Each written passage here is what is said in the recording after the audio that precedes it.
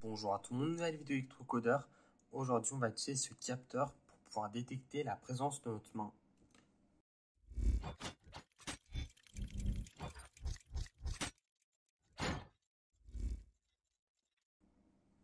Donc, nous avons déjà utilisé ce capteur avec notre carte Arduino. Aujourd'hui, on va l'utiliser avec notre carte STM32.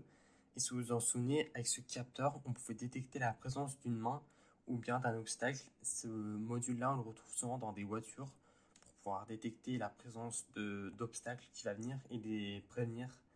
Le microcontrôleur qui doit s'arrêter. Sinon, on peut détecter la présence de main dans les systèmes qui délivrent du savon de manière automatique. Donc, c'est l'avantage de ce module. Il peut faire deux rôles à la fois.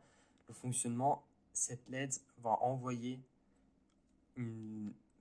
un signal que cette LED que ça va refléter sur notre main et qui va faire un retour sur cette LED. Et on va pouvoir lire la valeur comme ça. Donc, on aura aussi un potentiomètre qui va nous permettre de régler, si on veut, la distance. Donc, ça, on verra dans les prochains instants s'il faudra régler ou pas. Donc, moi, celui qui est à gauche, la pin qui est à gauche, c'est l'out, donc la sortie. Ce qu'on va lire. Au milieu, c'est le GND. À gauche, c'est le VCC.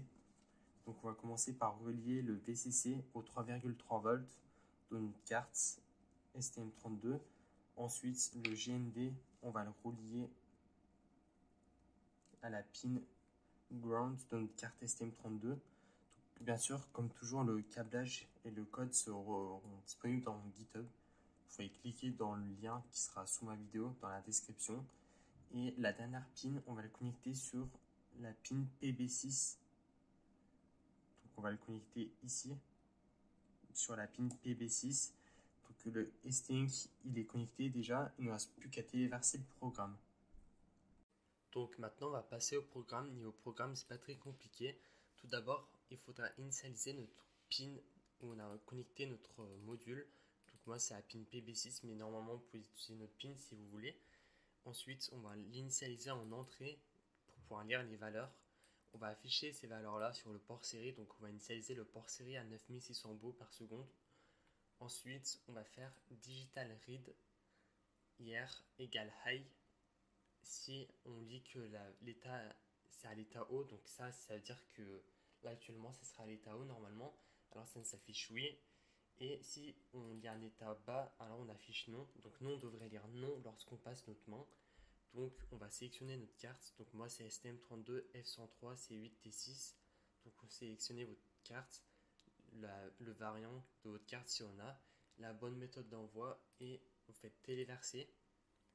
Donc comme vous voyez, le code a été envoyé, donc il ne nous reste plus qu'à débrancher le câble. Waiting for TTY de vis. Donc là, je vais pouvoir débrancher mon câble et passer par le câble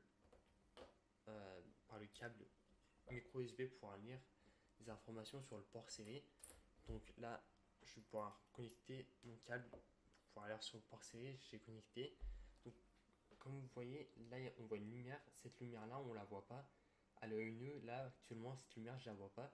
Mais ça veut dire que ça fonctionne. Donc là, actuellement, on voit que ça fonctionne.